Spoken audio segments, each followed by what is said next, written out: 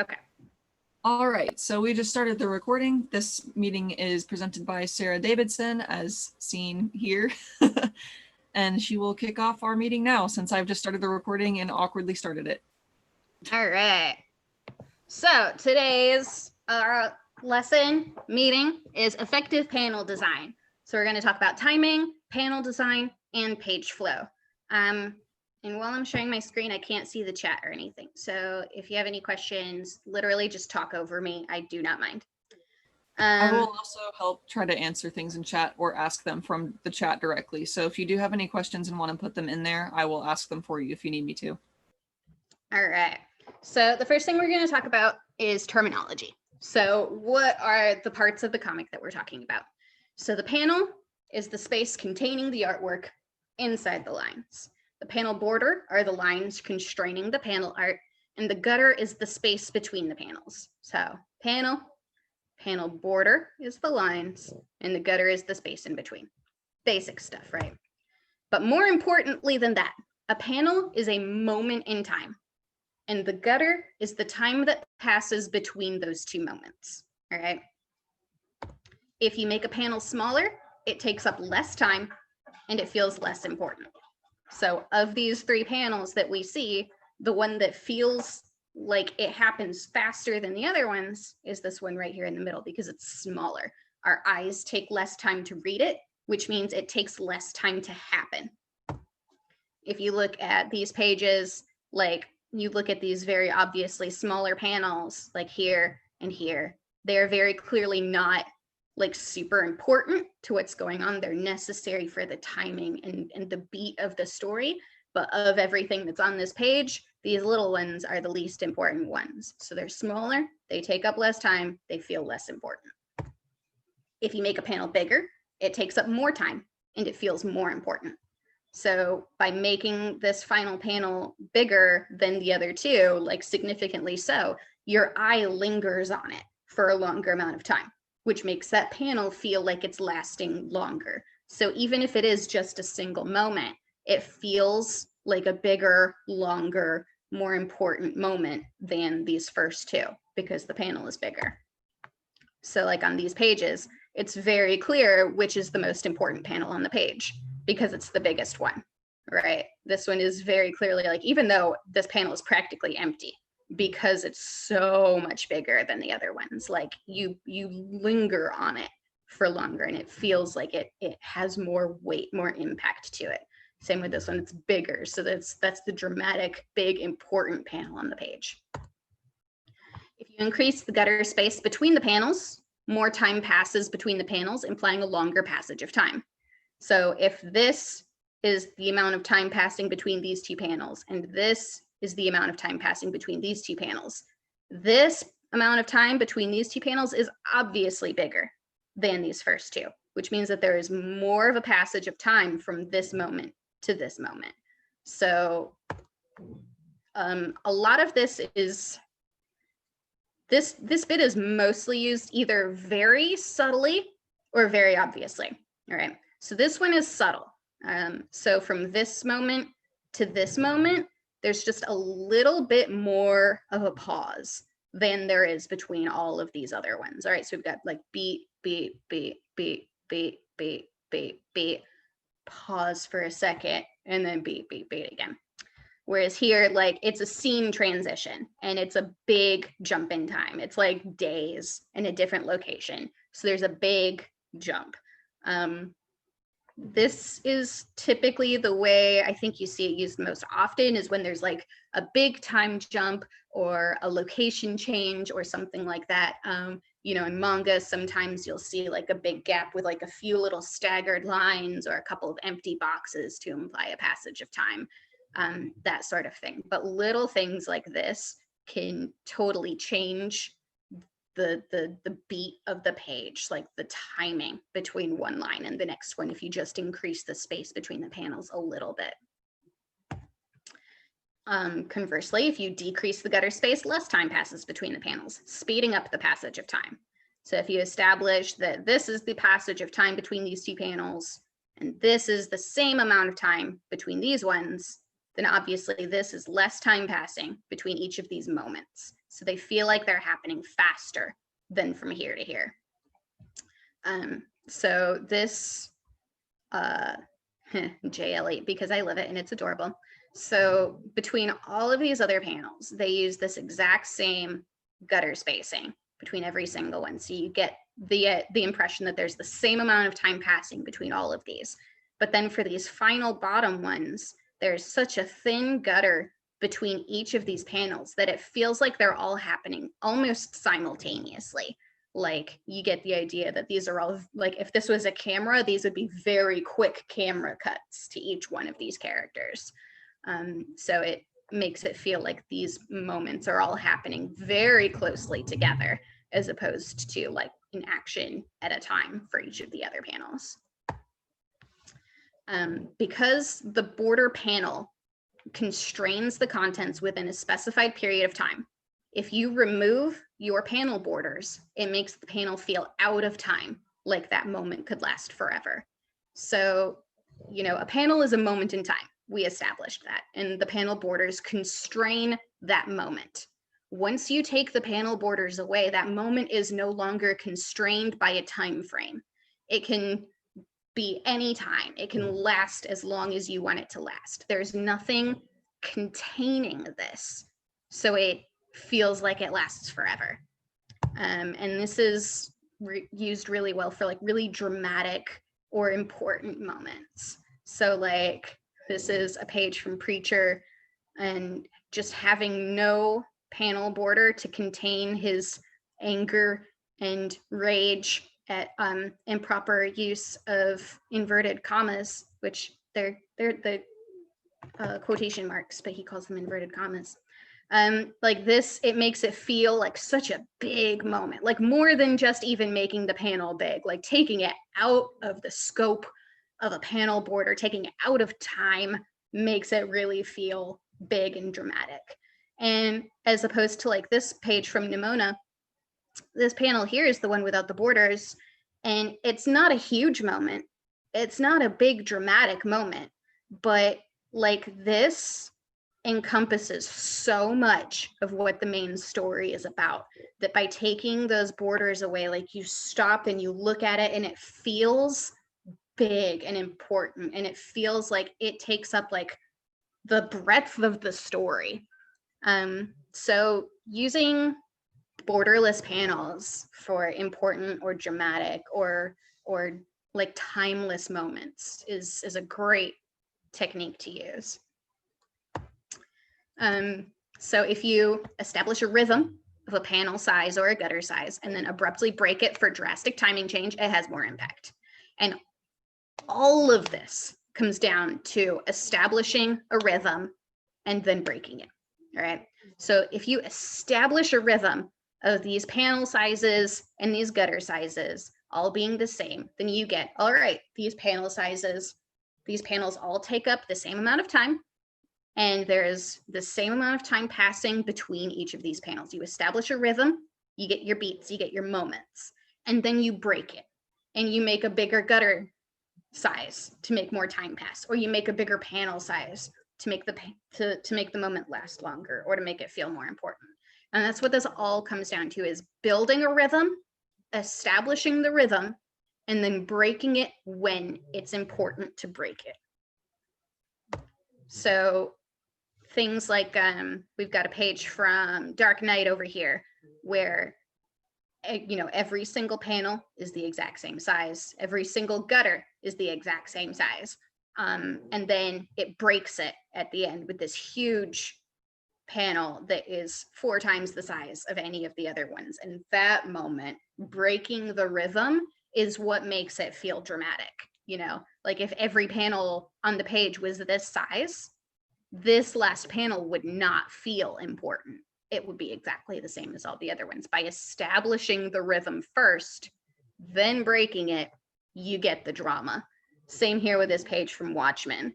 Like you've got all of these small panels with uniform gutter size. All right, they're little. You get the feel of like these little moments all happening at once, and you get this big panel at the end, breaking the rhythm, highlighting the importance and the fact that it takes longer for this to happen than for all of these other things to happen.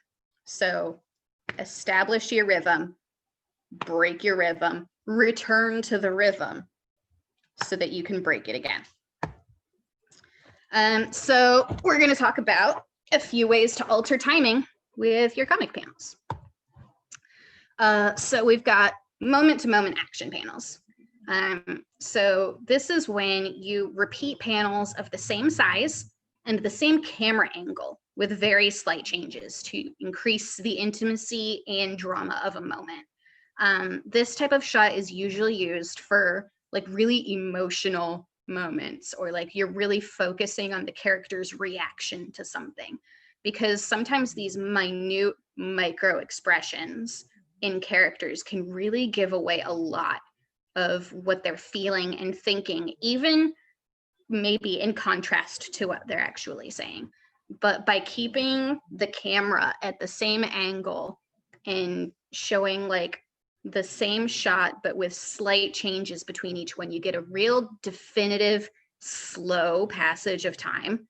Like it's obviously not like this thing happens and then 3 minutes later this thing happens and then 3 minutes later this other thing happens. Like these actions are happening within seconds of each other, and you are just drawing it out and building the drama and the tension and really emphasizing the emotional weight of this moment. So usually, sorry, if you guys hear my dog snoring in the background, I apologize. He snores like a 300-pound man. But this is usually used for emotional moments. I have seen this same thing used for combat scenes where they'll break down like this action shot and show like every step of the action, like moment to moment to moment from the same camera angle. And that can feel very dramatic too, but that's not something you want to use very often. Usually your action goes very quickly with very rapid cuts. Like think of if you're watching an action movie, right? You're gonna have a lot of very short cuts, lots of close-ups, dramatic angles, da-da-da. But then like if you have one fight scene where it's more of like an old Bruce Lee type fight scene where the camera zooms way back and you just watch everything go, like that could be a cool moment in contrast to your other fight scenes. Remember, it's all about establishing your rhythm and then breaking your rhythm. If you establish the rhythm of really quick cut dramatic action scenes and then break it by like taking it away and doing like a distance moment to moment action scene, that's when it stands out and that's when it's awesome. Draw out the action and build tension. All right. So by repeating panels or actions and inserting snapshots of small actions or detail shots, you can draw out the moment and it builds tension and drama. So like in this page from Zot, like all she's doing, she's reading a journal and then she drops the book and reacts to it. And that could be 3 panels, right? And you would get those actions across. But by interspersing it with those pages, with her reactions, things like that, it draws the moment out. It builds the tension. Like you are coming to the same realization that she is as she's realizing it. It builds the suspense and the emotional weight of the moment, right? Like if you have a character, they look at something and they react, right? Then it's like their reaction is instantaneous. But if you draw a panel of them looking at something and then you see their face and then you see the thing again in their face and their thing in their face and their thing, you go back and forth a few times, then they have the reaction, then it draws out the moment, it builds up that suspense, and you get the feeling that like it takes them a while to process what's happening. And sometimes that's what people do. Like you don't react instantly all the time. Sometimes it takes you a second to process what you're seeing and then you react. And so cutting back and forth like that can really help lengthen what might otherwise be a short moment for emotional impact. So one big panel for one action creates one long moment. right? So we've got our one big panel right here. It's one long moment.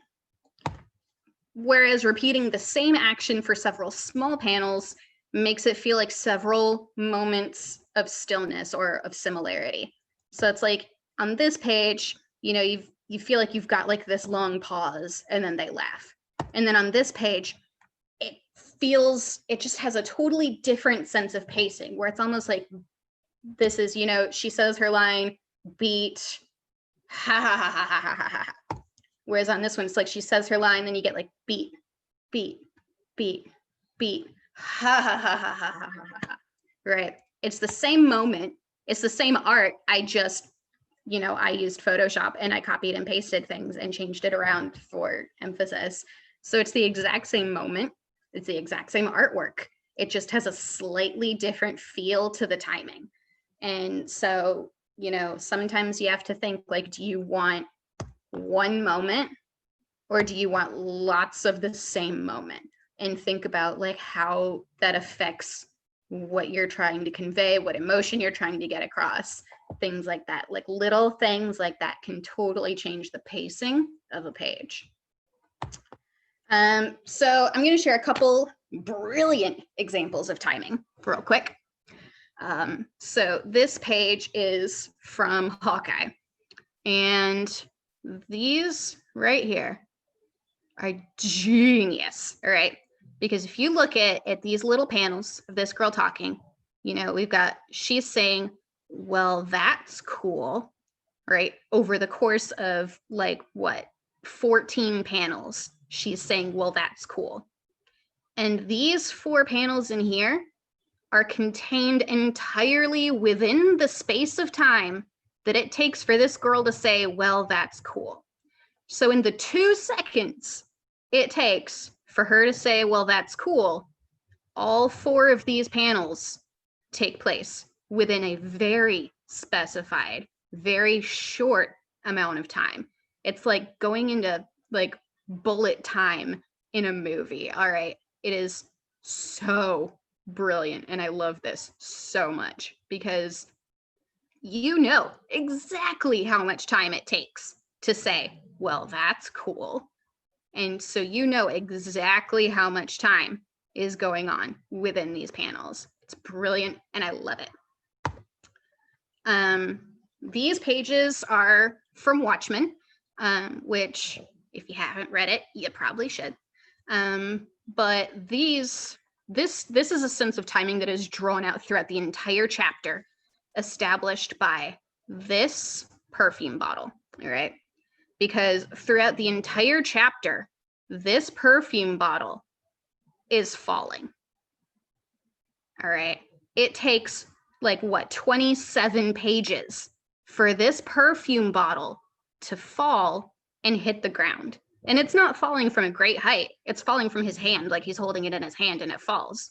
But it takes 27 pages for this perfume bottle to fly through the air, twisting, spilling perfume, and then hitting the ground eventually. And so you know everything that's happening in these panels between the perfume bottles, it's all happening in less than the space of time it takes for this bottle to hit the ground. It is brilliant and gorgeous, and I love it so friggin' much. So we're gonna get into comparing grid page layouts versus freeform page layouts. And you know, I brought this up a little bit when I was talking about Jonathan Hill, so we're gonna get into the meat of it. And just as a reminder, we're in America, we read left to right. If you read a lot of manga, if you draw a lot of manga, that's totally fine. We all know it goes backwards. For our purposes, we're talking about American comics, drawn and written in the American fashion. All right, so grid layout. Grid layouts are great, okay? Whatever anybody else says, whatever you might think, grid layouts are wonderful. They are dependable, they're versatile, all right? You don't need any visual cues to direct the reader around the page like you do with freeform page layouts, which we'll get into in that next bit. it is very easy to alter your timing with a grid layout because the rhythm is already established. All right. If you spend 2 pages sticking to a strict 9-panel grid layout, and then all of a sudden you've got a panel that takes up half the page, oh my God, that panel feels amazing because you just spent 2 pages using a 9-panel grid. Like, it's so easy to alter your timing to have big dramatic moments. And you can have so much immediate drama by adding like 1 diagonal panel, right? Like if you are reading an entire 27-page issue of a comic and there is 1 diagonal panel, that diagonal panel is going to feel so important and so dramatic instantly. All right. The downside is some people do find it boring. Jonathan Hill was saying that while he was working on the science comics for the Wild Weather, that he stuck to his 3-tier grid like he usually does, and they kept asking him to change it up because they felt like it got a little monotonous, which it kind of can. But the point of a grid layout is that the focus is on the story, right? It's not on the crazy page layouts and the dramatic action shots. Like a grid layout works really well for like calm or suspenseful or dramatic emotional moments in stories. Like if you are doing a serene little slice of life kind of a comic, you don't need dramatic angles and, you know, diagonal panels and crazy shots. You know, you want something that supports the story that you're telling, and grid layouts do that really, really well. Another one of the downsides is that the zigzag reading style isn't always the most natural, but also you can't ever get it wrong. And I'll show you what I mean by that here in a second. But I just want you to look at some of these images over here. These are all grid layout pages.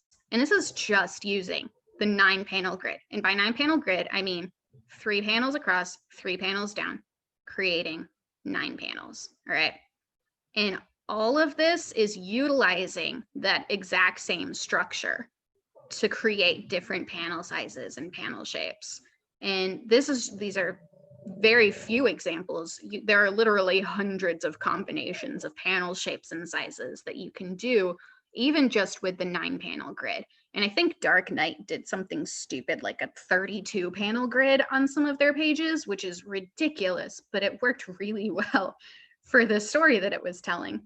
And again, like so versatile in the page layouts that it could get across using nothing but the grid. So this is what I mean by the zigzag reading pattern. So when you are reading a grid-based panel, you know, we read left to right, top to bottom. So you read across, and then you zigzag back over to the beginning, and then you read across, zigzag back to the beginning, across, back to the beginning, and across, like a typewriter or something, you know.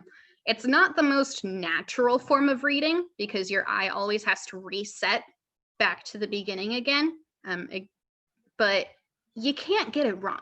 You can't mess this up. As long as you've got your speech bubbles in left to right, top to bottom order, no one can ever misinterpret which one you're supposed to read next, where the eye is supposed to go.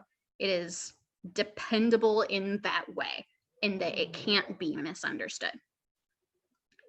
But for some people, they do find it a little exhausting on the eyes.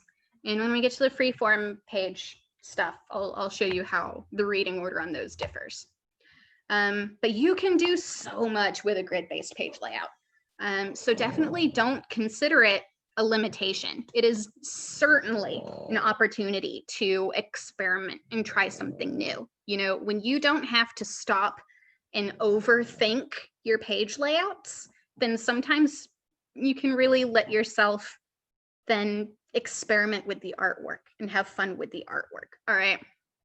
Like this Moon Knight page right here. I mean, how cool is that? This entire scene, it is one camera angle of this one scene. We've got our bad guys in the middle, and Moon Knight is hopping around from set piece to set piece, getting shot at the whole time. You don't even read this page like zigzag format, right? You read this page in a circle. because that's following the action. And it's so cool. And I love this so much. This, I think, is again from Hawkeye, and it's using a grid. They're breaking the grid up into some tiny shapes, into some funky shapes, but it's all a grid-based page layout. And you read it left to right, top to bottom, and it's a very cool, well laid out page that it makes you think very much of like a spy movie or something like that.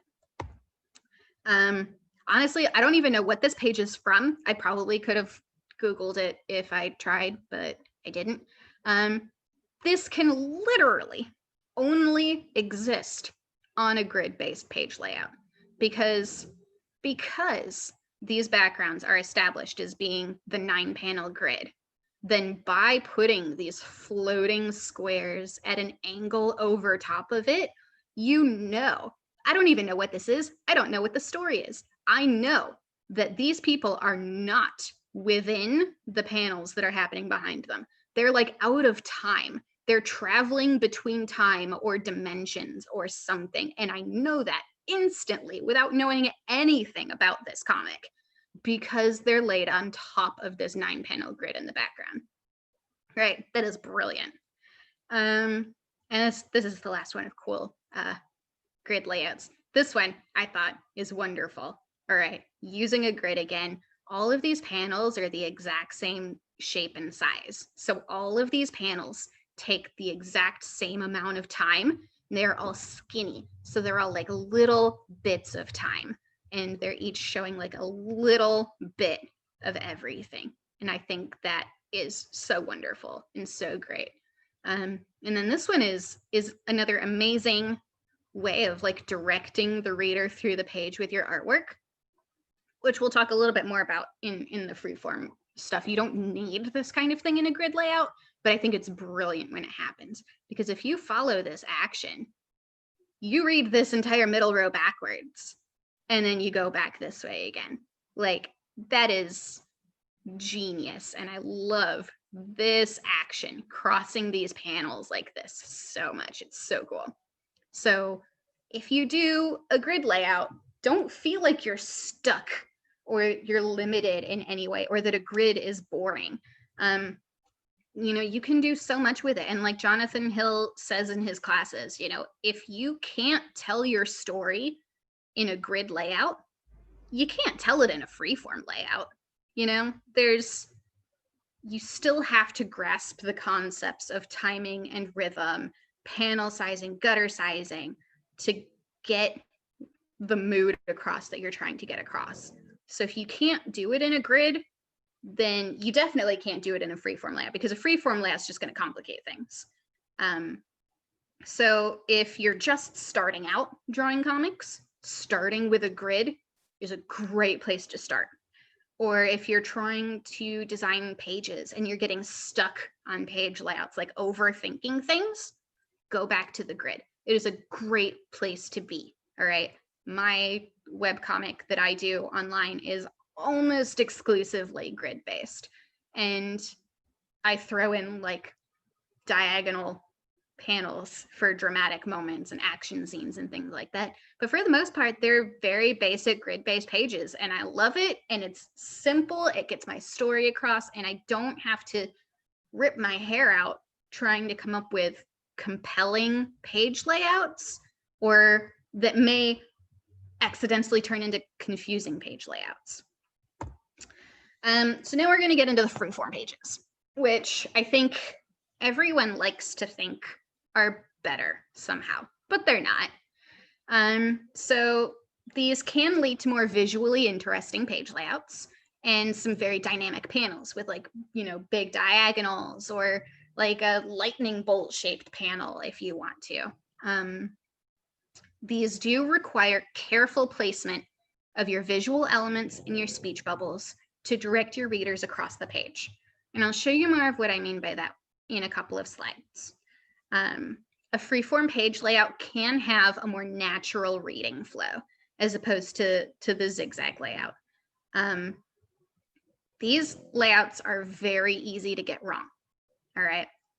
if you have visual elements pointing the reader in the wrong direction, or if you have speech bubbles in slightly the wrong place, it can destroy the reading flow of your page. It'll make people skip over panels or read panels out of order that they aren't supposed to be read in. So you need to be really, really careful with how you treat your freeform page layouts. And it can be harder to create contrasting drama, because if all of your panels are diagonal, which one is the most dramatic one, right? And it can be harder to alter your timing because there's no established rhythm.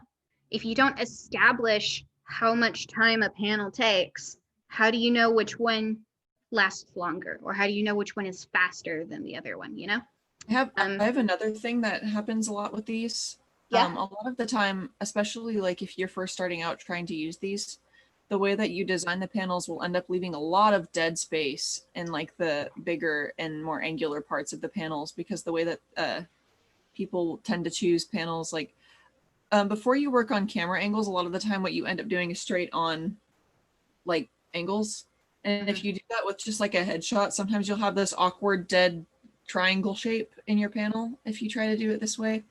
So keeping angles and camera shots in mind is very important in these. So another downside is just often having these dead spaces. Yeah, and dead space on a page is wasted space. You know, you don't want to have like a big awkward rhombus of nothing floating above your character's head when you could be using that space for dramatic effect or for more emotional reaction or backgrounds or something. So that's a really good point. So like I just mentioned, no one panel feels any more dramatic or important than the others because they're all dramatic. You know, if you look at this Flash Gordon page, which panel is the most important one? Which panel is the most dramatic one?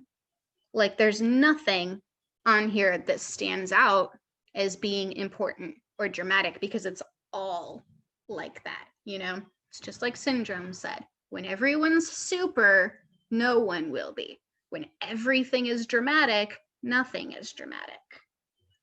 You need that contrast.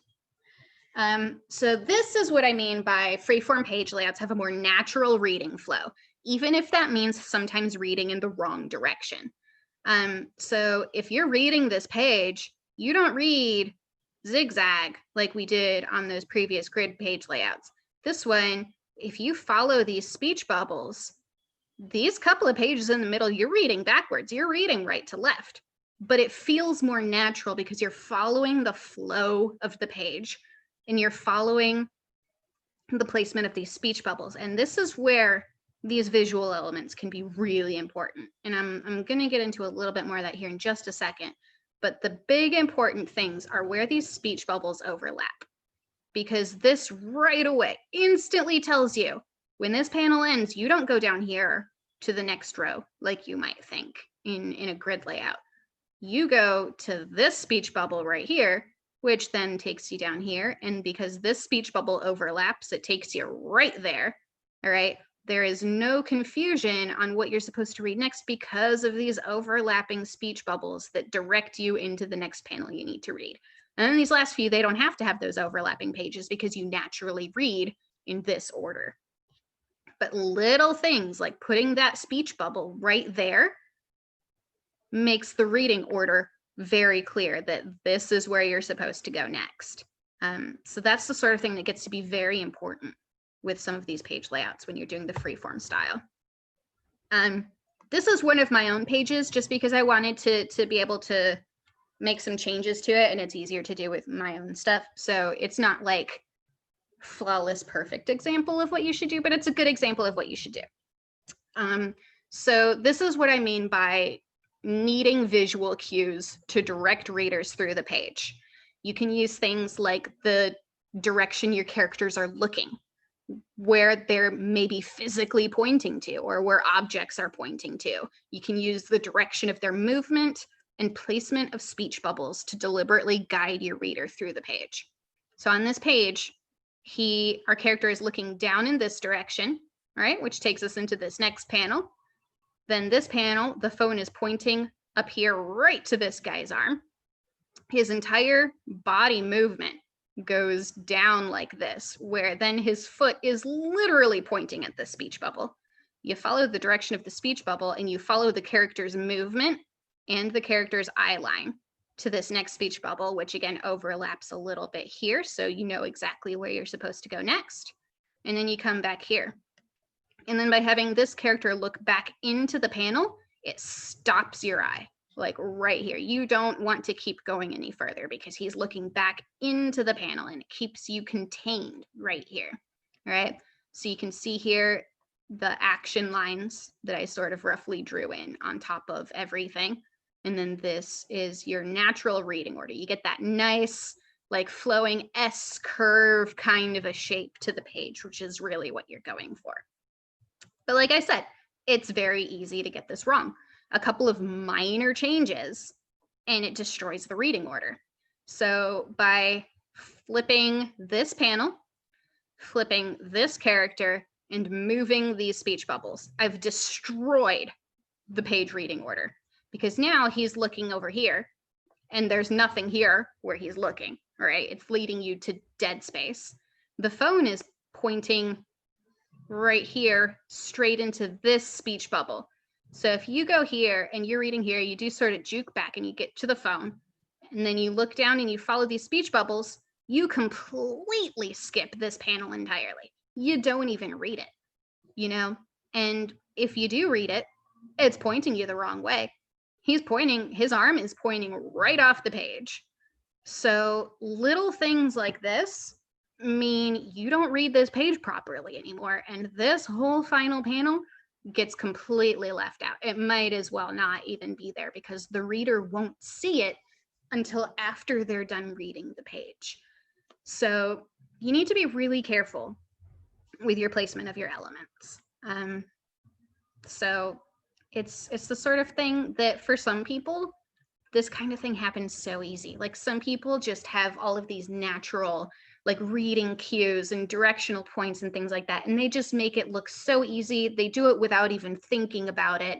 And it makes for gorgeous pages. And then for the rest of us, we have to really stop and think about it.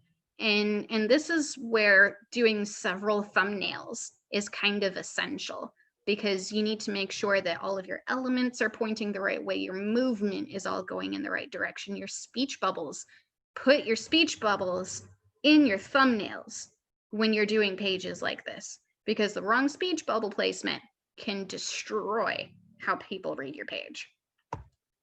This is an example of a really bad page layout, all right? Because if you're following these speech bubbles, you know, you're looking up here, hey Slater, what are you doing? It's called working. You da da da da da da da da. When do you read this? You certainly don't read it first because you read at the top of the page going down. You don't read it here because why would you go back and read this after you read this? There's nothing directing you over here. So you read over here and you never come back and read this. I still don't know when this is supposed to be read. Does he say this line first? Does he say it after the orange panel? Who knows? It's a bad page layout. And while we're talking about speech bubbles, super quick, I'm not going to harp on this for very long because this isn't really about speech bubbles, but keep the character speaking order in mind, left to right. This means the character speaking first is on the left, the character speaking second is on the right. You do not cross the streams. This will lead to confusion and ambiguity as to who is speaking. People read a comic panel in about 2 seconds, right? 3 seconds. If they see this first speech bubble on this side, they're instantly going to attribute it to the person standing here, whether you've got big honking arrows pointing to the other person or not.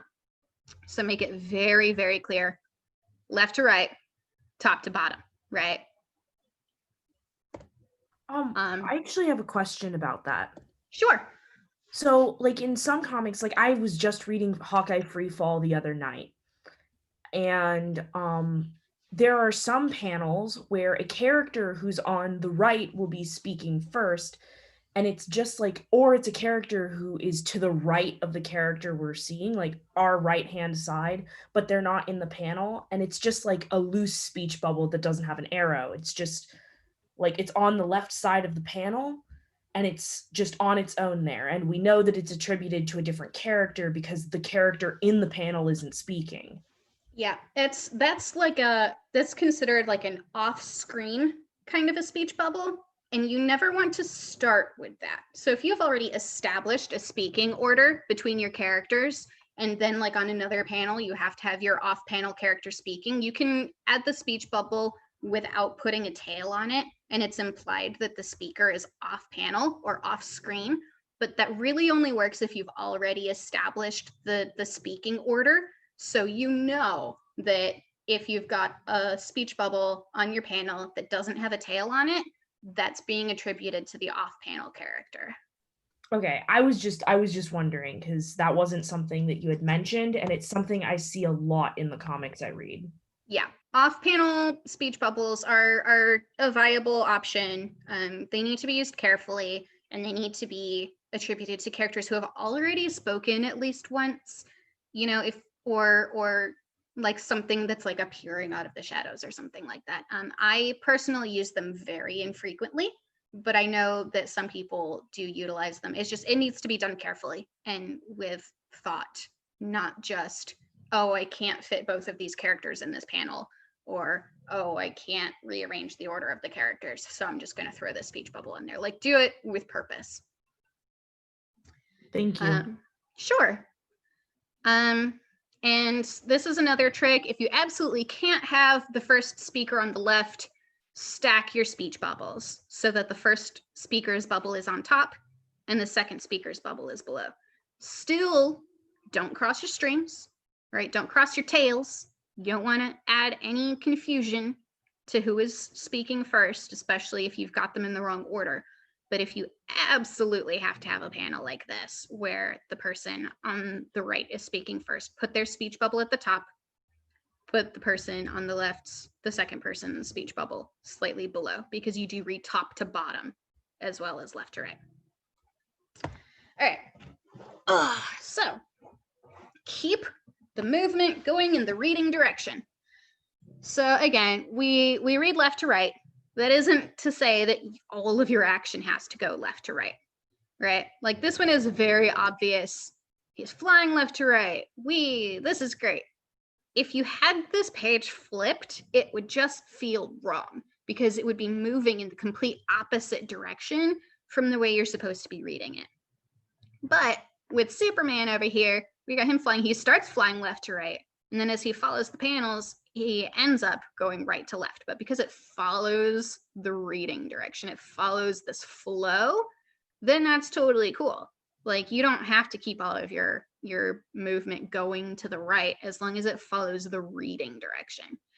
And I apparently put this page in here twice because I think this panel is really friggin' great. Again, the movement goes the wrong way, but it follows your reading order. And things like this trail of fire deliberately lead your eye exactly where it needs to go. And then this guy ends up running in this direction. So it all follows the reading order. If this guy jumped out of the window and then in these next few panels, he was running to the left instead of to the right, how awkward would that feel? You know, it wouldn't feel like he was running off the page away from the scene. It would just feel awkward. So keep your movement going in your reading direction.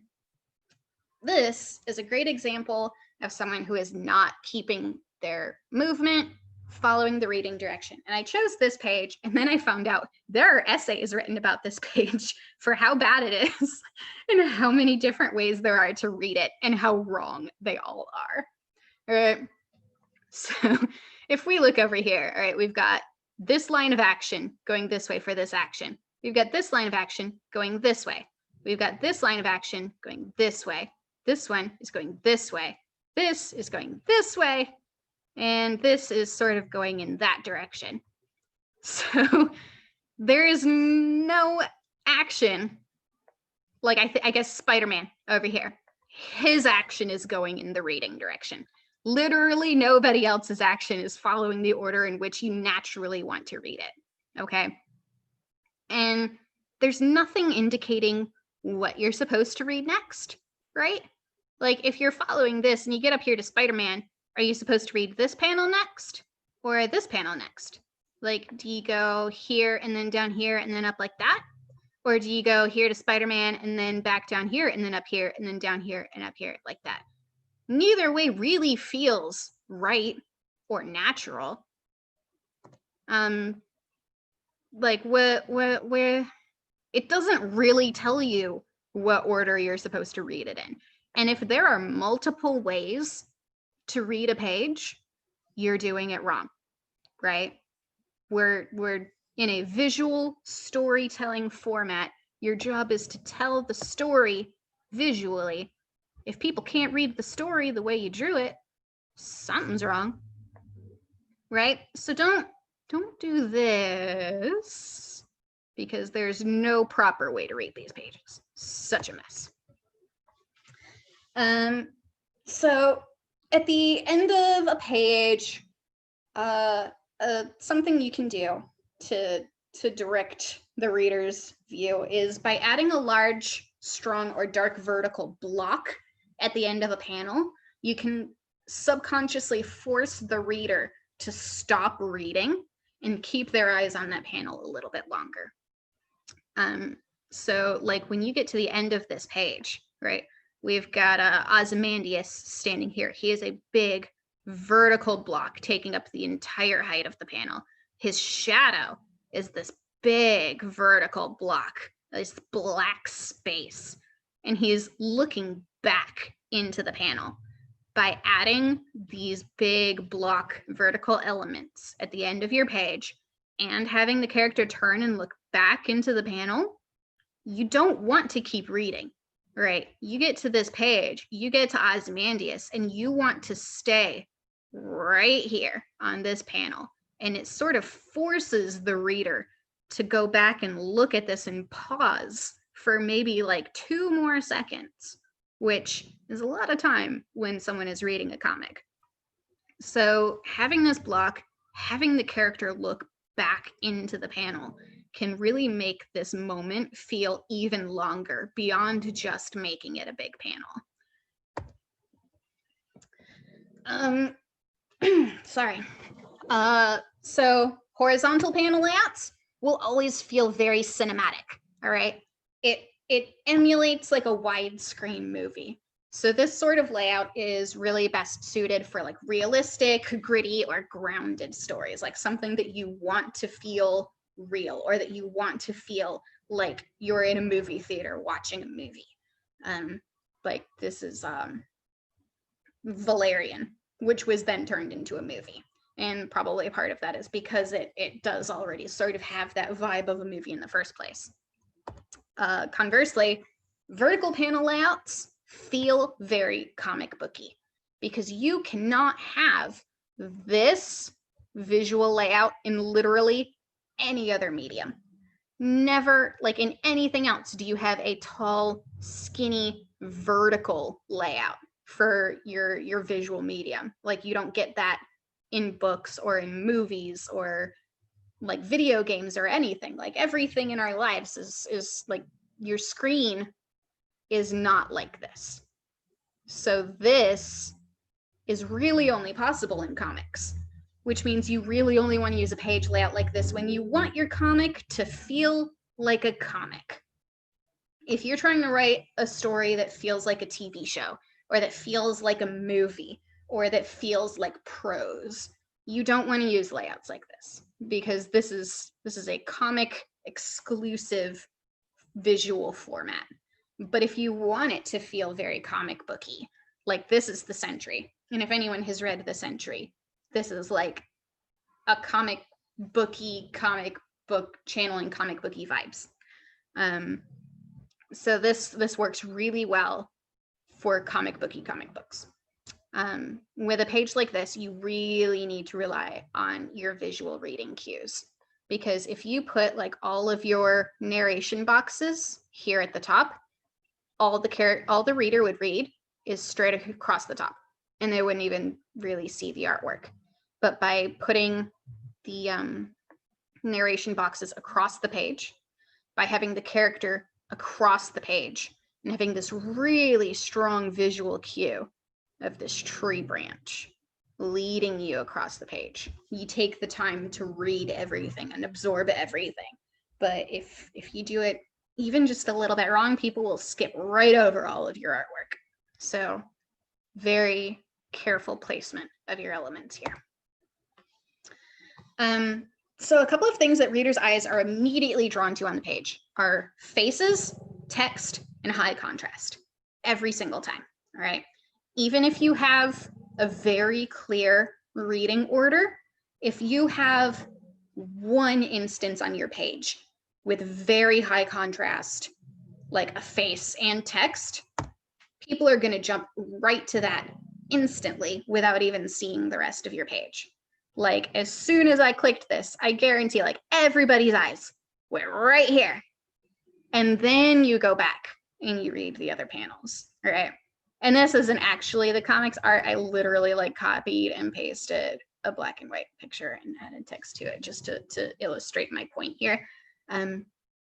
But these are gorgeous and beautiful and atmospheric. But because you have your high contrast and a face and text all in one place, you don't even look at those other three things. You look at this first, and then you go back and read this. So you need to make sure that you take that into consideration when you're planning your pages. Like, this might be a pretty good page turn. Yes, exactly. Like, that's the sort of thing, you know, if this is the first panel on a page that happens right after you turn your page, that is great because your eye is like, boom, right there. That's important. That's dramatic. All right. So we're going to talk about a few different panel and page types you can use to shake things up, spice things up. You want to use these sparingly. Again, contrast is what makes things important. You establish your rhythm and then you break it, all right? So these are ways to break your rhythm. If you do these kinds of things on every single page, it's not gonna feel important. It's not gonna feel special. So inset panels are pretty cool because it is like a tiny moment contained within a bigger overall moment. Sorry, my dog is over here snoring. These sort of things are usually used for like reaction shots or minute actions taking place within the larger overall action. So, you know, your larger overall action is this big dramatic scene here with Captain America and Daredevil. And then these little moments are taking place within the overall moment. So they're pretty cool. Typically used some kind of sparingly, you know, it's not like as dramatic as some of the other ones that we're going to talk about here, but you definitely don't want to do this sort of thing on every page because then it kind of loses its impact. We've got overlapping panels, which indicate that many actions are happening simultaneously. And you can use this for fast, dramatic, and jarring actions. It's like in this page from Anya's Ghost. These couple of panels right here are all overlapping each other. And it makes them feel like they're happening like almost at the exact same time. Like they're happening so fast that there isn't even enough time for a gutter space between them, right? Because remember, the gutter is the amount of time that passes between the panels. If there's no gutter, that means that these panels are happening so fast that there's literally no time passing between them. So you use this for really fast, jarring, dramatic actions that's happening like boom, boom, boom, boom, boom, like so fast. If you use it constantly all the time, then like nothing happens that fast constantly for an entire comic page. Like that's silly. And then it loses the dramatic impact of having these overlapping panels. Panels over a full bleed background. So it's a good way of showing that this entire conversation here is all happening within this environment without necessarily having to show this environment in every single panel. So these are great for establishing shots or just for adding color across an entire page. This page kind of made me gasp when you turned to it, and I don't know why it like had so much power over me, but I really like the way they did these trees. Yeah, like it's got a lot of impact, and it's really simple. I mean, if you look at these trees, they're not that detailed and they're all one solid color, but it has a really good impact. I think Lumberjanes uses this technique a lot too for showing like characters in the woods, and it's really effective for like if your characters are surrounded by something, like especially the woods. I see this used for the woods and like in the ocean a lot. So it's a good way of making it feel like your characters are surrounded by something. Circle panels. I hate circle panels. They stand out so much that I think you should basically literally almost never use them. If you have to use it, you should use it really sparingly and only when absolutely necessary and only for specific story-driven purposes, right? If it doesn't add anything to your page or to your story, just make it a standard comic panel page, right? Like this, there is no friggin' reason for this panel to be a circle. It makes literally red triangles in the next panel. Yeah, like how awkward is this, right? There is no reason for any of this. It is uncomfortable, pointless, and it makes this panel feel so important, but nothing's happening in it. Like, why do that? Don't do that. If you're using circle panels, make it make sense. Do it for a reason, and a really good reason, guys. All right. This is brilliant. This is from Moon Knight, and it's like a zoom in magnifying glass sort of a page, right? Like this panel is showing our little magnifying glass zoom in of what's going on in his hand, and it's important. All right, this matters. So it makes sense for this to stand out so much. It makes sense for it to be a circle panel. That is a good use of a circle panel. These, I don't know what this story is, but these are clearly like a crystal ball vision or like a display or something like that. Like it's not happening presently. It's like shown through like a crystal ball or a circle screen or something like that. And that makes sense. You know, it makes it feel like it's not taking place in the same space or time as the rest of the page. And it stands out as something cool and important, like Batman on a jet ski fighting against a giant octopus. Like that's important and that's cool. And so I think that is another really good use of a circle panel. And I know, Aaron, you love your pie page from that Harley Quinn comic with the giant circle plate panel in the middle of it. I hate it so much. I think it's so unnecessary and distracting and jarring. It totally is. I don't know what it is, but I just like to look at it, but it is totally not necessary. I think it inspires me illustratively more than it does comic wise. Yeah, and that's fair. That makes sense. Like it might look pretty, but visually, storytelling wise, probably not the best decision. By no means. Okay, montage pages. Montage pages are cool. Again, used very sparingly. Like if you've got a 6-issue miniseries, maybe have one montage page. It's not the kind of thing you want to use all the time. But when you do use it, it can be really cool and have a lot of visual impact.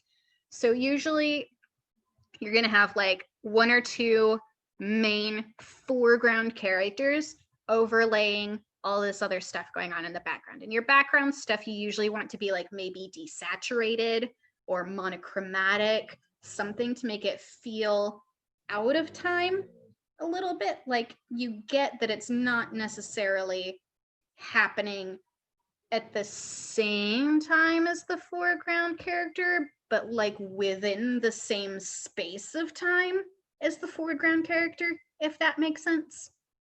These are great for flashbacks, for high-paced, fast-moving battle scenes, and they're usually done as like 2-page spreads, but not exclusively.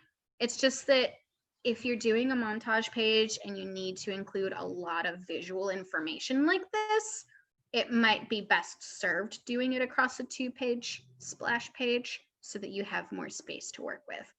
And I'm going to show another montage page here.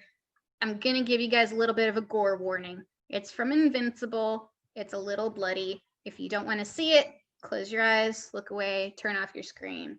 I'll let you know when it's over. But this is a great example of a montage page where like we get our main action of all of these guys fighting here in the foreground. And then all of these background actions are like happening within the same space of time as this. Like it's not simultaneous, like overlapping panels. And you can see the gutters between these panels are actually fairly big. So it's not even that they're happening fast.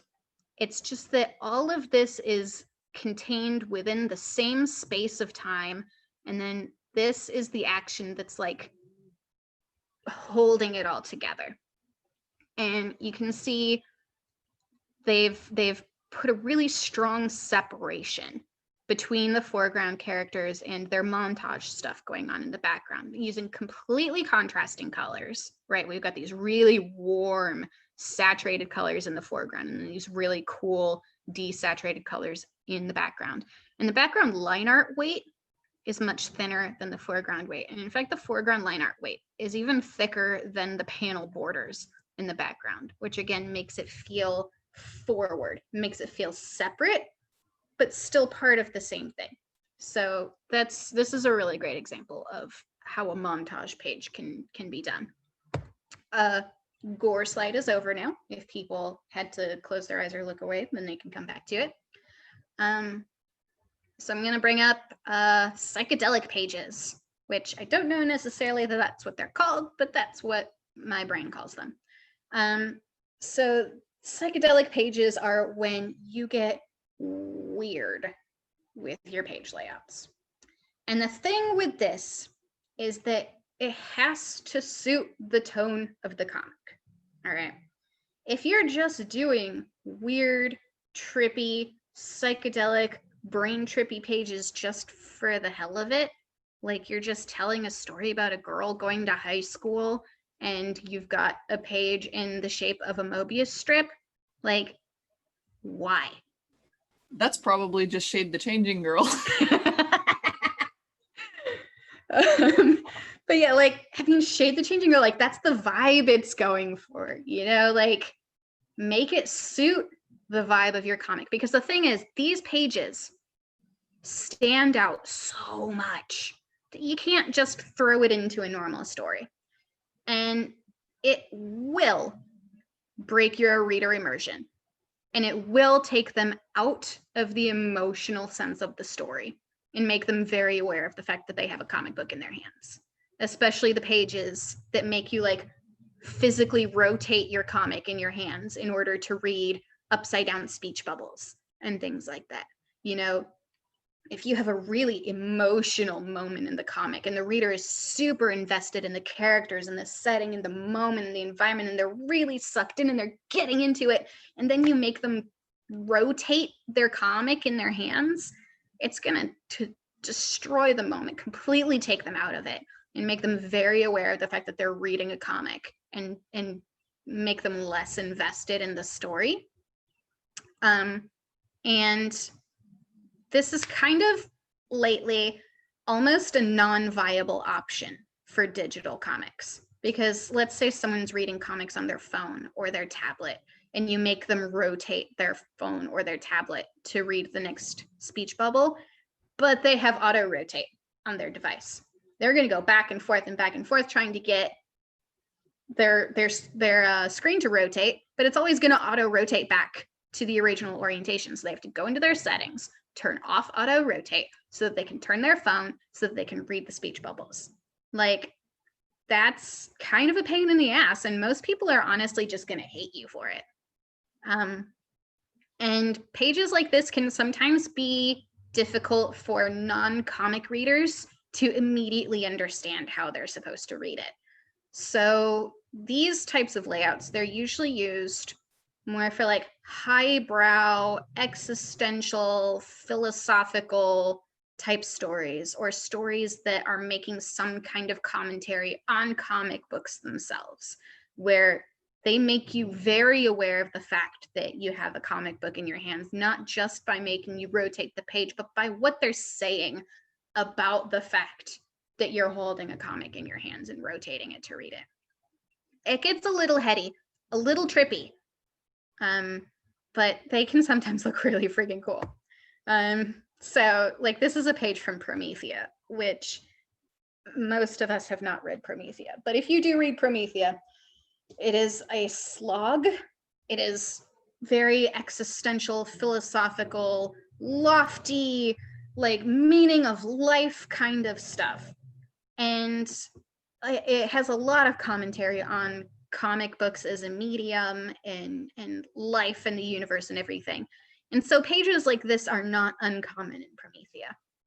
And in this page, you literally read it in a Mobius strip.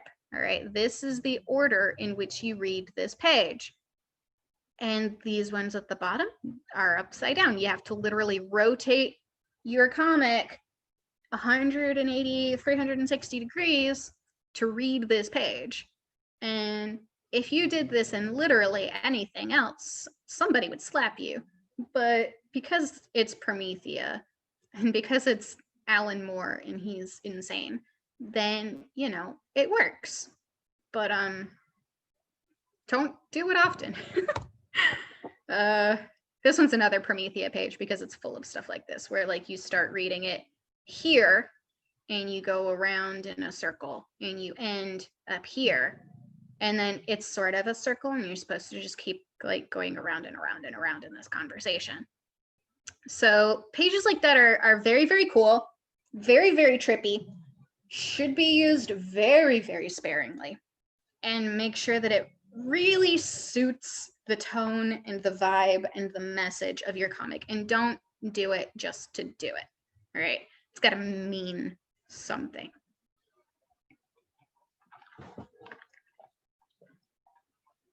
All right, so a few things to watch out for while you're doing your page layouts.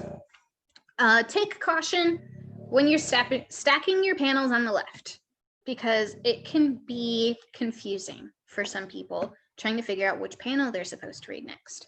There have been like legitimate studies done analyzing pages like this to see which people go from here to here and which people go from here to here. All right. And it's about split like 60-40 one way or the other, which means it is super ambiguous. And unless you have very clear visual cues directing you exactly which way to go, usually you kind of want to avoid this. If there's another way to lay out your page, I usually recommend reconsidering that page layout and reordering things a little bit to avoid having this stacked on top of this next to this.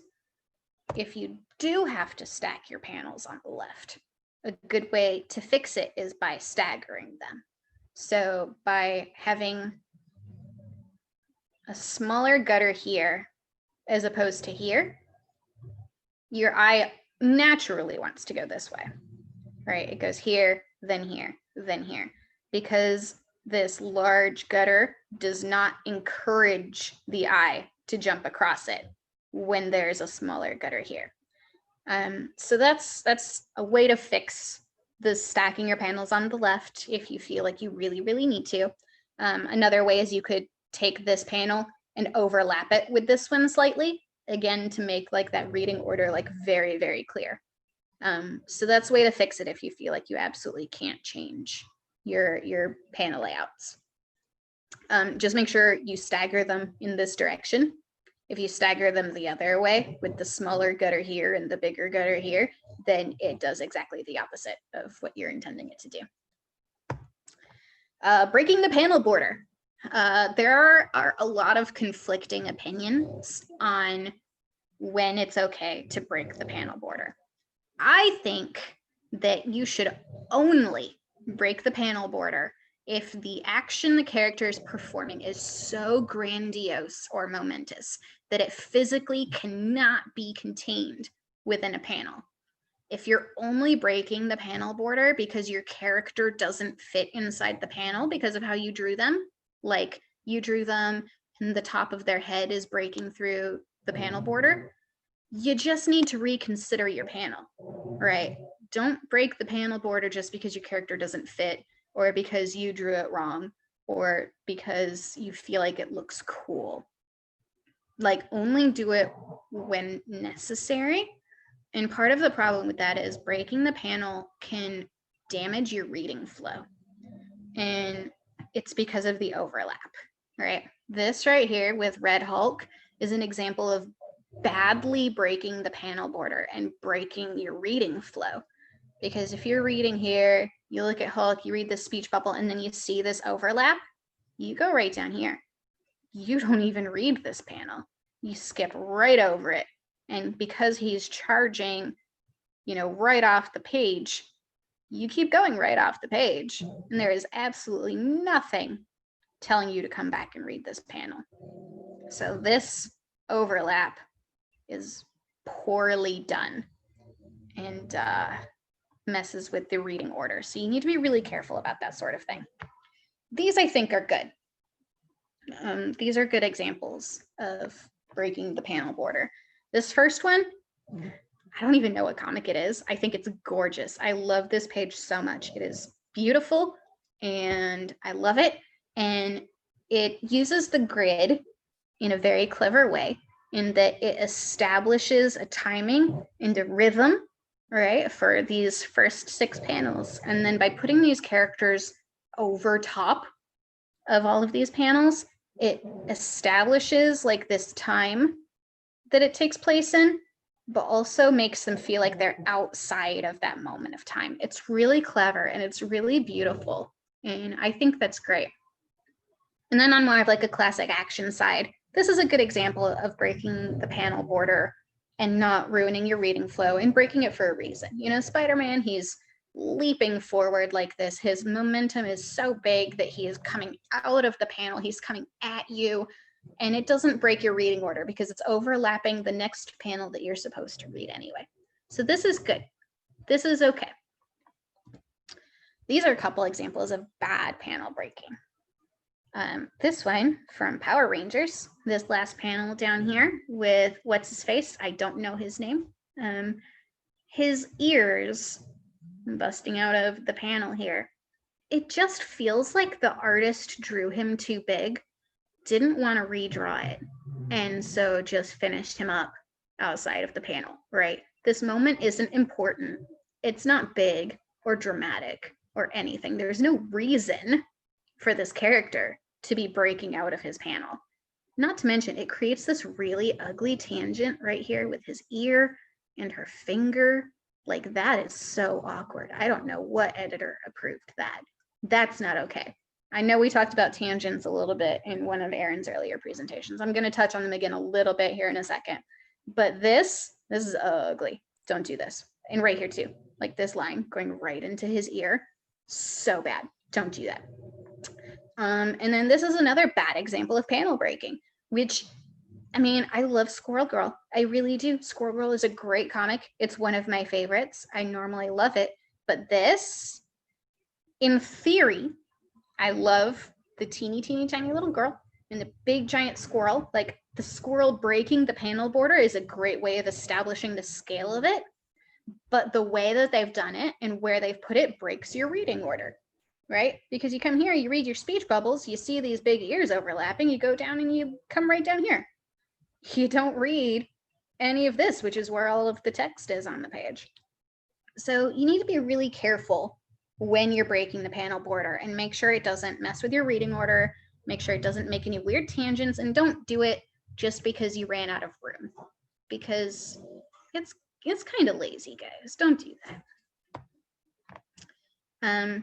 And legibility should take priority over anything else, including your personal artistic vision. We are creating an art form that is designed to be read. If the customer can't read your comic, you have failed. All right? Don't do a crazy page layout or a crazy panel just because you feel like it. It needs to be done with intention and with purpose. All right? And this page is the best example of how to not do a crazy page that I've ever seen, because there is no possible way to read this page correctly based on the visual cues that this artist has given us. All right, let's follow this. All right, see, we follow the text, we see this, we come down to this panel. On the one hand, this guy's baseball bat is pointing us up here to this next panel, but on the other hand, this knife is overlapping and she's looking right down here at it. With these two very strong visual cues of the eye and the overlap, it makes you come down here, you read this, you look at her, you come down here to the knife, all right? Then the knife is pointing in this way, the cape is flowing this way, all right? So then you come here and you come over here. Do you stop here? Are you supposed to come back up here and read this? Like, there's this overlap here, which makes you feel like you should come up here. But then you sort of get stuck in this loop here and you still don't read this panel or this panel. If you try to follow the baseball bat up here and read this panel next and then come here to this one, then you follow her like down here. When are you supposed to read these panels, right? Like, obviously, the intent is that you're supposed to read straight across and then come down and read straight across. But every single visual cue on this page is pointing you away from, like, this panel especially. It's so hard to visually justify like any of these decisions, especially like in this last panel. All of this is pointing you right here to this last one. All of these big, sharp red lines, this black right here, this overlap, this arm, everything is pointing you to come here and read this last panel after reading this one, which means that you don't read like half the page, right? And it's a gorgeous page. The artwork is great. The characters' actions are great, but you can't read it properly. And if you can't read it, then that means you failed, right? So tangents, again, we've talked about them before. A tangent is when two or more lines intersect in a way that suggests a relationship between the lines that the artist didn't intend. Throughout your sequential education here at SCAD, you will hear a lot of people talking about tangents. Professors will point them out. Classmates will point them out. The more you get used to seeing them, the more you're going to see them. And the thing with tangents is you as the artist very rarely notice them until someone else points them out, which is infuriating. But trying to be aware of them is the best way that you can help yourself try and avoid them. I'm not really going to go into detail about this. It'll be here in the presentation if you guys want it. The biggest tangents are this long line tangent where it feels like two lines are connected when they shouldn't be. Parallel tangents where multiple objects have the exact same angle and line thickness and it's hard to tell like one object apart from the other. And the bump up tangents where things feel like they're intersecting instead of overlapping. And then my least favorite ones are panel to panel tangents, where it feels like two things across the panels are connected, even though they're not. And then the lunchbox tray one, where it feels like you're creating a panel border. Like this wall feels like a gutter, not like part of the background. And it makes it feel like these are two separate panels. So this is fixed easily by adding a little overlap or by making this line not completely straight.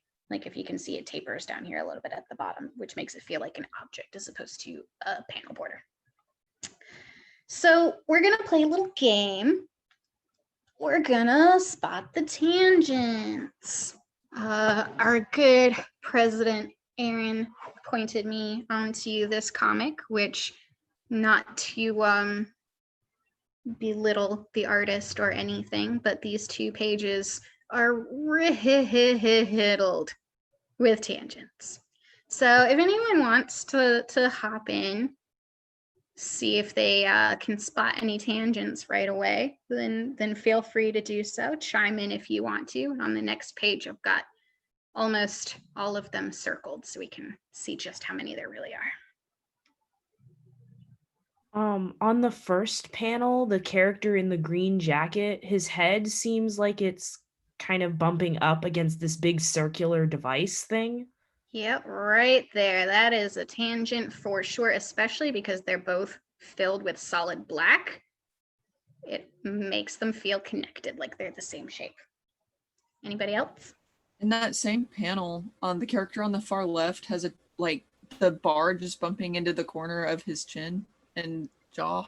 Yep, that's an awkward little tangent right there. It's just awkward. In that same panel, on the left, like whatever machinery is there, like at that angle, and then like in the background, like with the cross bars, like I don't know if I'm explaining this right, but like I can't even tell what's going on there.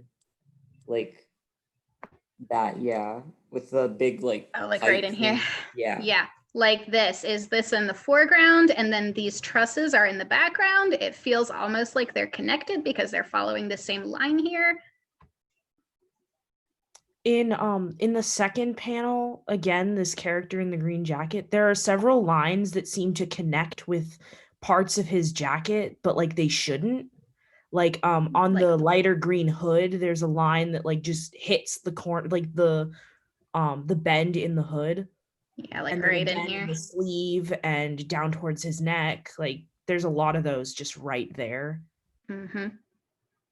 Anyone else see more they want to point out?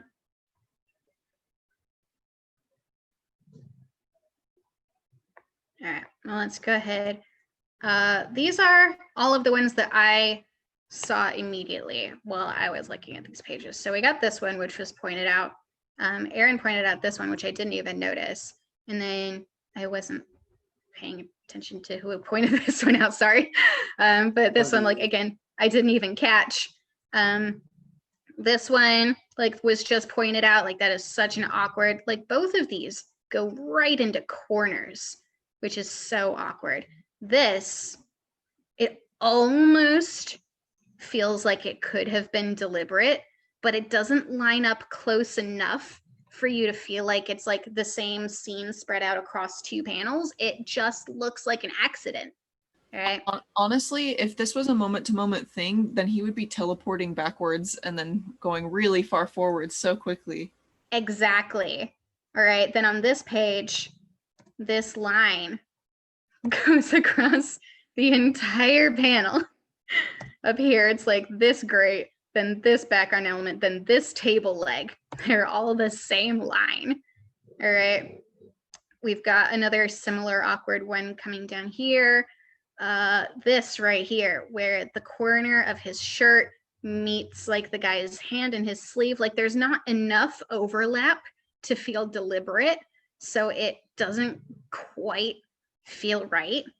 Here we got a bump up tangent where the guy's shoulder touches the panel border, and another one here, and then this other tangent here where the background lines and the table legs follow the exact same line.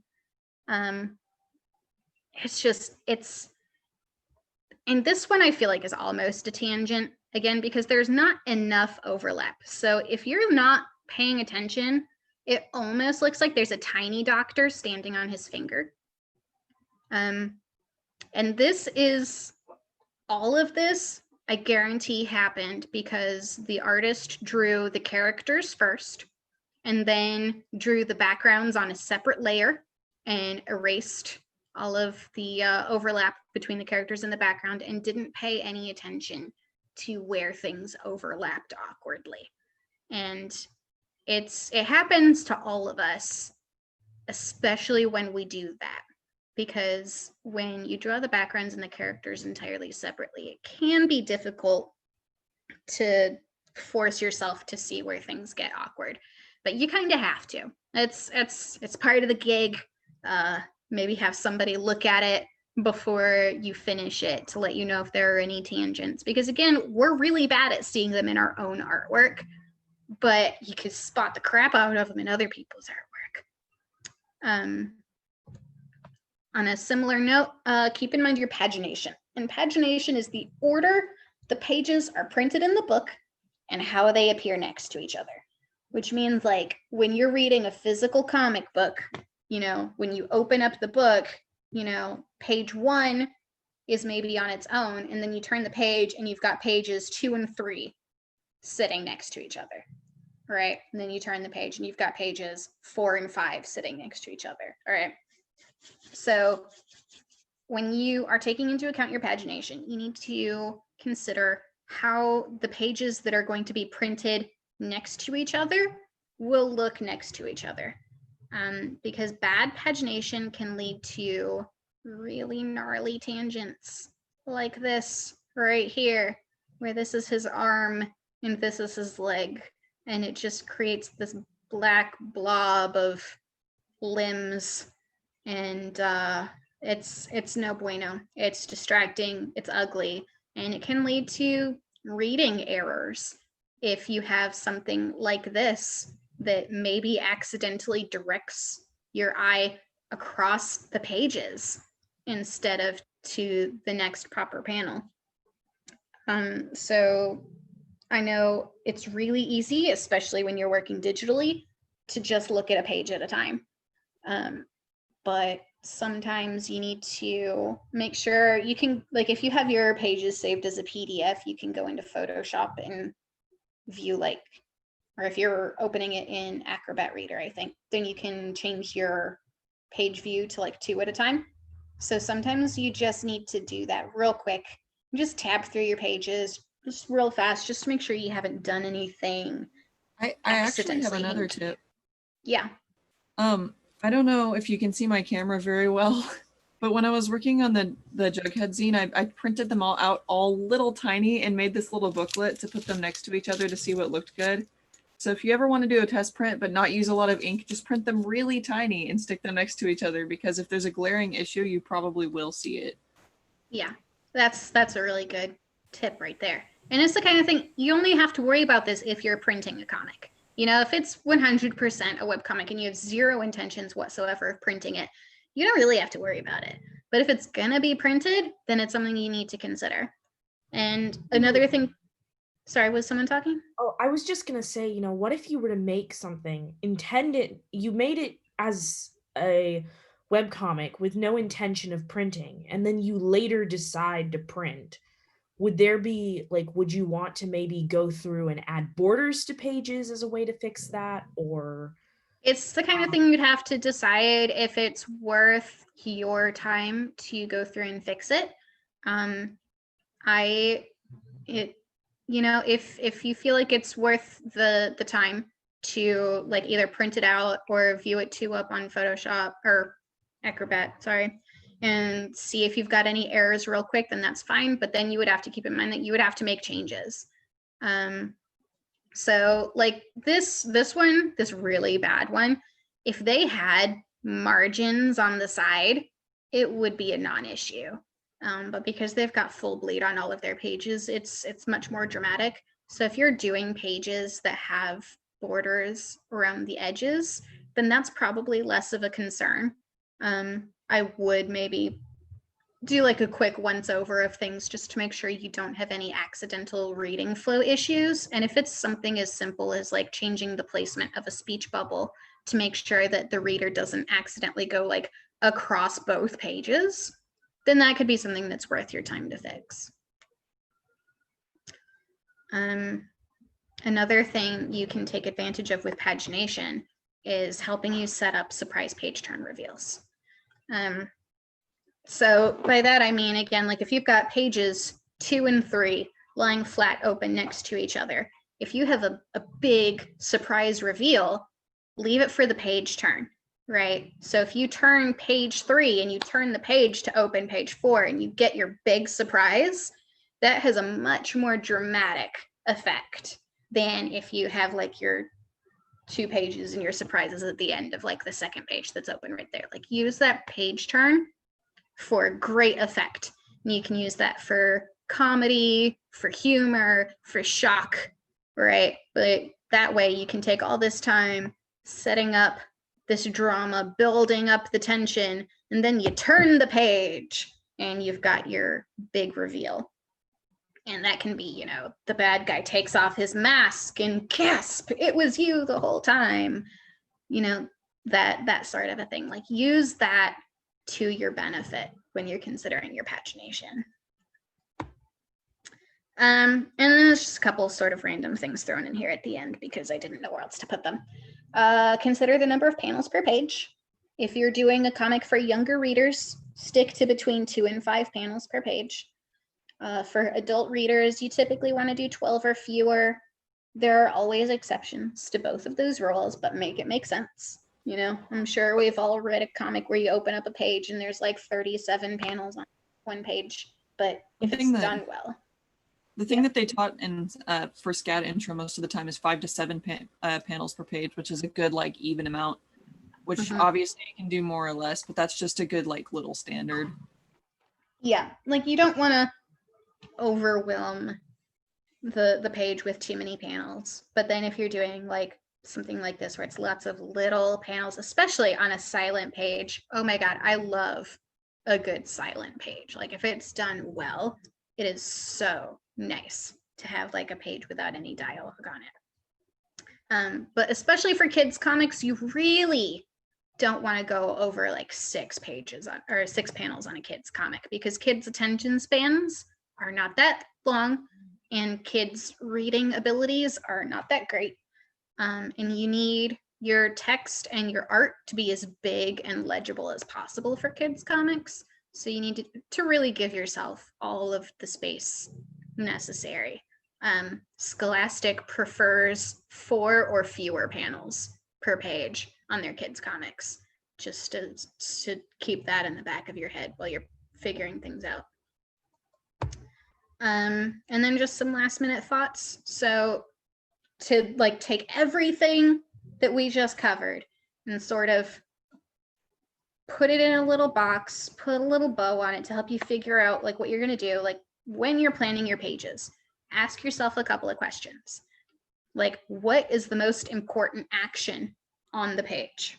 Right? If you have one action that is the most important, then that's the one you want to be the biggest panel or a diagonal panel. How much time passes between the panels? If they are happening instantaneously, then, you know, maybe reduce your gutter space or have the panels overlap. But if there's like a scene shift or if there are a lot of long pauses between your panels, then space them out a bit more. Is the focus on the action or on the character's reaction? All right. And whichever one that is, make that the bigger panel. You know, if there's an explosion and then the character is panicking at the explosion, which one is more important for you and your story to focus on? If the explosion is the important thing, you make that explosion like big, like 3/4 of your page, and then you have like the bottom quarter of your page, the character reaction. Whereas otherwise, if the character's reaction is the important thing, then make that the biggest panel because that's what you want the reader to focus on. How fast do you want the reader to read this page, right? Like how long do you want it to take?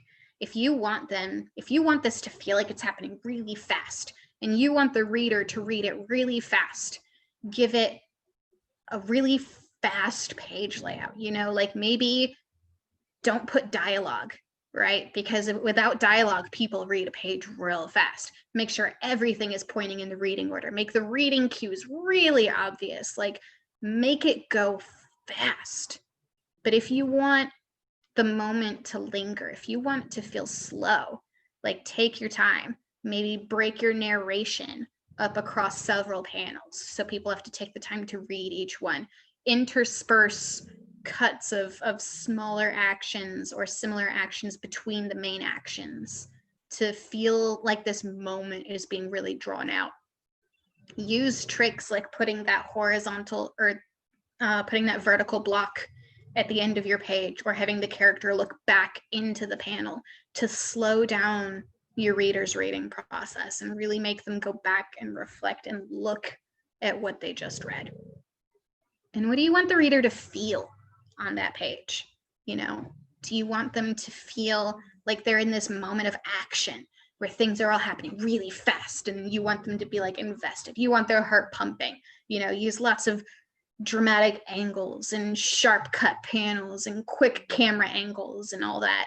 If you want it to feel like serene and drawn out and peaceful, you know, maybe you've just got 3 horizontal panels, like zoomed out shots of the countryside, like the character isn't even really doing anything. Maybe it's an entire page of the character brushing back their hair and setting down their book, you know, like, think about what you want the character or the reader to feel and find a way to translate that into your page layouts. And that's it. That's my slide, guys. Any questions, thoughts? Literally during this presentation, I had thumbnails on my desk that I was struggling with, and you gave me like a solution in the presentation. So while you were doing this, I like pulled them out and I was like, I got it. So this has been helpful for figuring out that panel layout at least. That's great. Yeah, I did something very similar actually. I was like looking at like thumbnails I was doing, and we were talking about the tangents, and I kind of looked and I was like, You're like, oh. Maybe I should redo these. How do I get Zoom to show me like the chat and everything while I made it all small? Oh, there you go. Oops.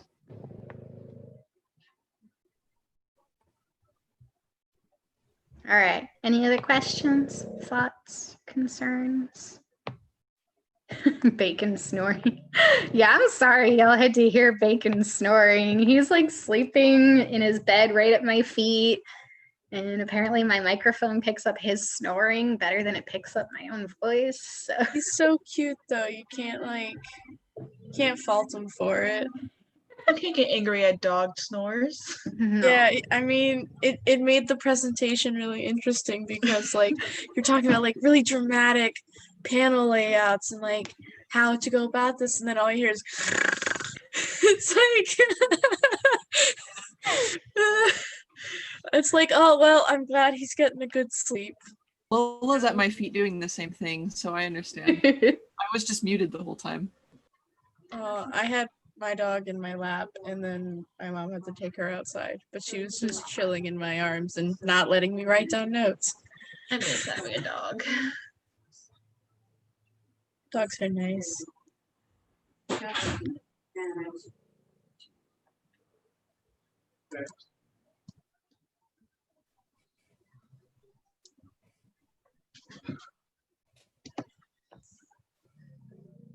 All right. Any other thoughts, questions, concerns, complaints? You can direct all of your complaints to our president.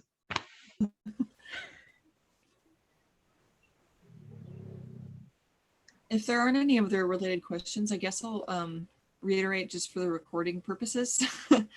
So next week's meeting is probably one that a lot of people will be interested in because everybody loves anatomy, but we're going to be talking about this. We're going to be talking about really specific anatomy, which is a very strange title for a meeting, and I'm fully aware of that. That's because it was our working title and we literally couldn't think of a better title for it. So thank you, Angus, for that initial suggestion. Angus is the one who coined it. What we're going to be talking about mostly is stuff that oftentimes professors don't have enough time to cover in classes. A lot of the time they'll get up to teaching you the bones and then the muscles, and then they really don't have time to teach you about these other things, which we're going to talk about, which is going to be stuff like fat distribution, older characters, boobs and butts, because I mean, a lot of the time the male professors feel really uncomfortable discussing that, which is valid, but it is something that you do need to know how to draw most of the time. We're gonna draw chub. You're gonna, and you're also probably gonna draw boobs at one point. You're gonna probably draw a butt, unless you draw your characters from the front in every single panel, which doesn't make the most amount of sense. But you know, you do you. If you can make it work, make it work. Yeah, I only draw my characters like from right here. Like I've been practicing nice butt, but a butt. I've been practicing how to get this character's face right for a while, so just make comics that look like this. Just like that. Nothing but that. Nothing but that. So we're and then we're going to talk about stuff like connecting the hip to the leg, things like that. Crotches, I think, was another thing that people were asking about. So it's going to be just a bunch of little things like that. And we're also going to talk about like stylization and stuff, which does include stuff like muscles and stuff, but just probably not as much of a focus as those other things. So yeah, our next meeting, I'm gonna probably be, I'm not gonna have a presentation as much as a Photoshop file with stuff, and I'm gonna just show you different ways of doing that. And I won't just be using my own art. I will say I don't declare myself a professional of doing this, so I will be showing you other people's art and just trying to like help you find methods that work with your own art style. But yeah, that's that's what we'll be talking about next meeting, and that's what really specific anatomy means. It is just really specific anatomy. Are there any questions about that or about anything that you just thought of for this meeting? Or any suggestions, because I can write down notes to like add into the presentation for next week as well.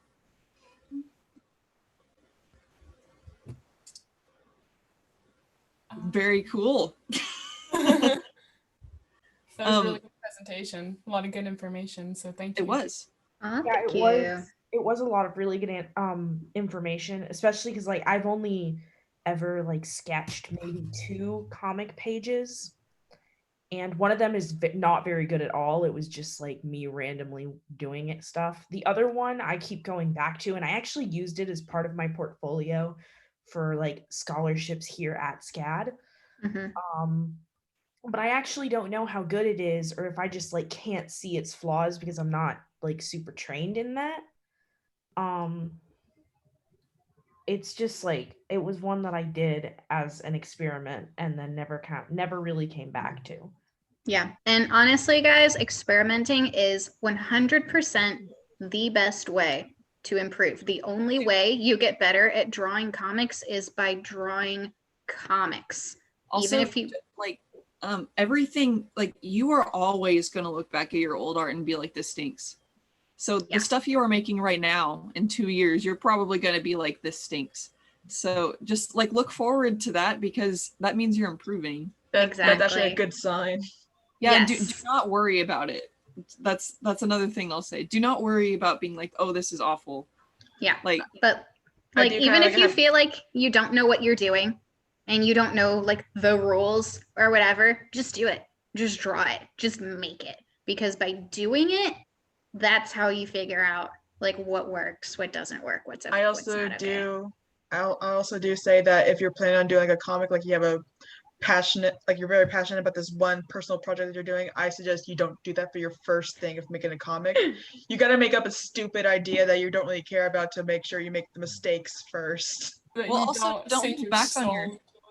don't hold back on your stories either, because you're always going to have a story coming. Like, Yeah. if you make the story that you've been planning to for years, then you'll get it out of your system, and then you'll learn and probably come up with an even better idea. So you also don't have to hold back too much, but it is good advice to not make that an epic. Yeah, like, like if if you're still new to comics, maybe do like some short stories first, you know, little 10-page comic, little 12-page comic, work your way up to your big 700-page, 24-volume epic If you can't tell novel. a story in 3 pages, then you're not going to be able to tell a story in like 26 probably. Just don't. I just suggest that if you're very serious about like you have your magnum opus, just if you want it to Well, be but that still perfect in means every that way. might not be your magnum opus forever, especially Yeah, if you like probably. characters you made in high school, which is a lot of Yeah. us probably. And a lot of Majority. people wind up in that mentality where like they have this magnum opus, this giant story, and they never think that they're good enough to tell it. Right? Yes. Because they build it up so much in their minds that they think over and over, I'm not good enough to tell this story yet. I need to wait until I'm better. And then next thing you know, you're 80 years old and crippling arthritis and you can't hold a pen anymore and you can never tell your story. Right. So at some I point, you just have to do it. Mhm. So I'm really interested in next week's topic because I can't draw people at all. Well, I'll be talking So- about people. Yeah. But I also like there are certain like I draw a lot of anthropomorphic animal characters. But so a lot of like those kinds of anatomy tips, like how do you connect a leg to the hip, become important even in animal characters. Yeah, but depending on Or- how you're going to be depicting your animal characters, things like that are going to work very differently. And I don't think the plan is to get into animal and I'm not- anatomy. I I'm not know. a furry artist, so I don't know how to draw that kind of thing. But it is so the stuff I am presenting can probably be interpreted into whatever you want to do. I'm Yeah, very there are rusty with different ways to, anthropomorphics. there are different ways to like adapt those kinds of things, but Yeah. but I also, because I want to work on drawing humans, I'm just generally interested in that topic for my human art as well. Yeah, Well, I know being able to do both is always a good thing. Like, you know, if all you can draw are furry characters and you can't draw human characters at all, then that limits the scope of what you'll be able to do with your career. So branch out, learn it all. Absolutely. I'm also going to go ahead and end the recording here. So if you are watching back on our nice little unlisted YouTube link, thank you. Next meeting will happen next week. I have to Dog. remember. Just that notes. Link, your dog is like a mom.